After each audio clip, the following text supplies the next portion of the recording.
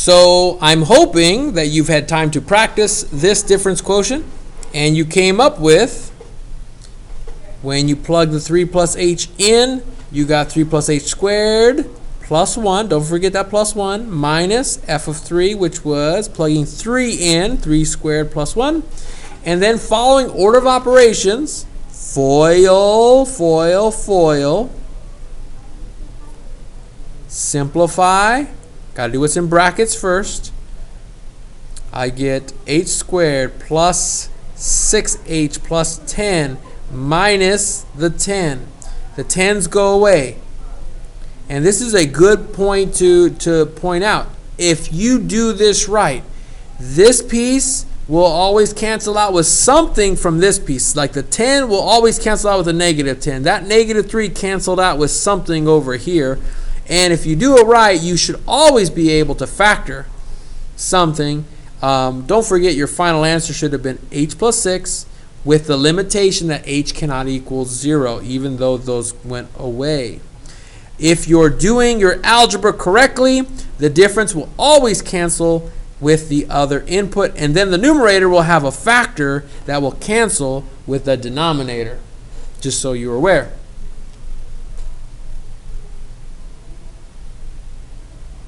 The last thing that we have to cover is something that is probably going to be near your AP Prep questions. So if you want a leg up on your AP Prep questions, let's make sure we understand how to figure out the volume of a box.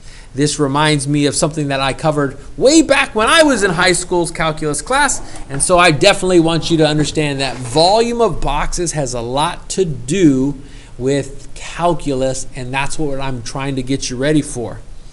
If a cardboard box was made by cutting off the 4 corners from an 8-foot squared piece of cardboard and folding the sides up, what would the volume of the box be? And what would the domain of x be in interval notation? So if they cut off this piece and x was the same size, and this whole thing is 8 foot squared, 8 feet on this side, 8 feet on this side, then what they could do is they could say, well, this is x and this is x, depending on what size of x they used. You would have a volume of a box that was this tall. This side would be 8 minus not 1, but 2 of those x's. And this side would be 8 minus 2x. And we could figure out what the volume of the box would be. So this part here, I hope you can figure out. I gave it to you in the picture, but you might actually have to figure that part out on your own. And you're going to come up with the volume formula on your own. You're going to come up with length times width times height. It doesn't matter which one is which. And that's equal to the volume. What would the volume of the box be? You'll FOIL this out. Following order of operations, do this first before you multiply, please.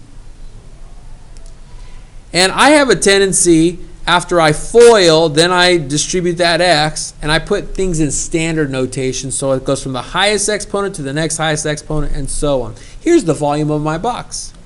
I get it from squaring it, then multiplying by x. If you need help with that, you can ask your neighbors for help. Lastly, what would the domain of x be in interval notation? So I want to know, what could this be? And you have to think about this in terms of real life. Well, what's the smallest it could be? If I make it the smallest value, I can make a box out that would have a volume of up to so much. What's the volume? What's the little height have to be? If it was 0, would there be any height? Would there be any volume? Think about that. 0 times the length times the width. If it was 8, let's see.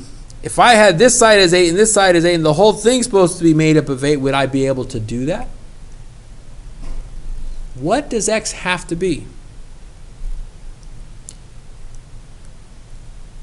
So what I have here for the domain is that it has to be something bigger than 0 and something smaller than 8.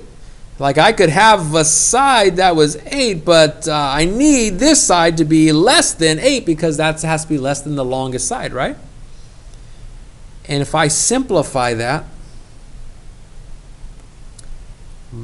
minus 8 from both sides, multiply by 2, what I get is that the domain should be between 0 and 4. Not including 0, not including 4. You may not understand this piece, but let's look at it like this. If I were to plug in 0 right there, there would be no height. I wouldn't have any volume. If I were to plug in 4 in right there, 8 minus 2 times 4, you would get 0 for the width. Do you want your width to be 0? Would you have any volume? No, so we know we have to be bigger than 0 and smaller than 4. I'm hoping that logically that makes sense to you. Good example of what you can and cannot do. You have the rest of the time to start your homework. There is a class set of notes, or not a class set of, there's a class set of books over on the orange wall if you need it. Hope this makes sense to you. Good luck.